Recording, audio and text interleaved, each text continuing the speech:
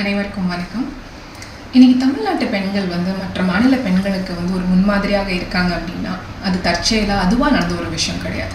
இங்கே திராவிட இயக்கமும் திராவிட முன்னேற்ற கழகமும் பெண்களோட முன்னேற்றத்துக்காக தொடர்ச்சியாக பல முன்னெடுப்புகளை எடுத்துக்கிட்டே தான் இருக்காங்க.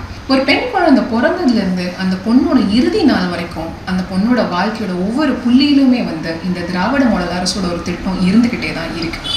மகப்பேறு காலத்தில் அந்த பெண்களுக்கு கொடுக்குற அந்த மகப்பேறு உதவி திட்டமாக இருக்கட்டும், நியூட்ரிஷன் கிட்ஸாக இருக்கட்டும், அந்த பிறக்கிற குழந்தைக்கு சிஎம் இன்சூரன்ஸ் ஸ்கீம் வாயிலாக 5 லட்சம் ரூபாய்க்கான இன்சூரன்ஸாக இருக்கட்டும், அந்த குழந்தை ஸ்கூலுக்கு போகிறப்ப அந்த பெண் குழந்தையோட நியூட்ரிஷன் முக்கியம் அப்படின்ட்டு அங்கே கொண்டு வந்த அந்த காலை சிற்றுண்டி திட்டமாக இருக்கட்டும், காலேஜ் போகிறப்ப அந்த பெண் குழந்தைக்கு புதுமை பெண் திட்டமாக இருக்கட்டும், ரொம்ப முக்கியமான விஷயம் நான் முதல்வன் திட்டம் வழியாக இன்னைக்கு பல பெண்கள் பெரிய பெரிய நிறுவனத்தில் ஒரு நல்ல சேலரி பேக்கேஜோடு இன்னைக்கு பிளேஸ் ஆகி அவங்களோட ஃபினான்ஷியல் இண்டிபெண்டன்ஸை இந்த திராவிட மாடல் அரசு உறுதி செஞ்சிருக்கு.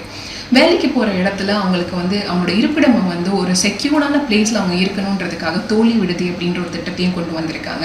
அவங்களோட மொபிலிட்டி என்ஷூர் பண்ணுறதுக்கு விடியல் பயணம் திட்டம் கொண்டு வந்திருக்காங்க. அதே மாதிரி பெண்களோட செல்ஃப் ரெஸ்பெக்டை உறுதி செய்கிறதுக்கு கலைஞர் உரிமை தொகை அப்படின்ற ஒரு திட்டத்தையும் கொண்டு வந்திருக்காங்க. அது மட்டும் இல்லாமல் வேலை வாய்ப்பில் அவங்களோட ரிசர்வேஷனை 40% இன்க்ரீஸ் பண்ணுறதா இருக்கட்டும், இல்லை உள்ளாட்சியிலையுமே அவங்களோட ரிசர்வேஷனை 50% இன்க்ரீஸ் ஆகிறதா இருக்கட்டும், இந்த மாதிரி ஒவ்வொரு திட்டம் வாயிலாக இந்த திராவிட மாடல் அரசு என்ன சாதிச்சிருக்கு அப்படின்னு பார்த்தோம் அப்படின்னா எல்லா செக்டர்ஸ்லையுமே எல்லா தளத்துலையுமே பெண்களோட பார்ட்டிசிபேஷனை மட்டும் இந்த அரசாங்கம் உறுதி செய்யலை, பெண்களோட வெற்றியுமே இந்த அரசாங்கம் உறுதி செஞ்சிருக்கு.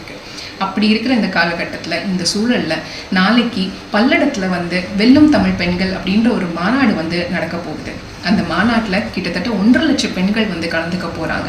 இந்த மாநாடு இந்த அரசாங்கத்துக்கு ஒரு நன்றி தெரிவிக்கிற மாநாடு மட்டும் கிடையாது, இந்த உலகத்துக்கே ஒரு எக்ஸாம்பிளாக இருக்க போகிற ஒரு மாநாடு. கழக தலைவர் அவர்கள் அடிக்கடி சொல்கிற ஒரு விஷயம் என்ன அப்படின்னா, ஒரு பெண் முன்னேறினா அந்த மாநிலமே முன்னேறும் அப்படின்றது. அதோட எடுத்துக்காட்டாக தான் இந்த மாநாடு நாளைக்கு இருக்க போகுது. இந்த ஹிஸ்டாரிக்கல் மூமெண்ட்டில் கண்டிப்பாக எல்லாரும் கலந்து கொள்ளுங்க. நன்றி.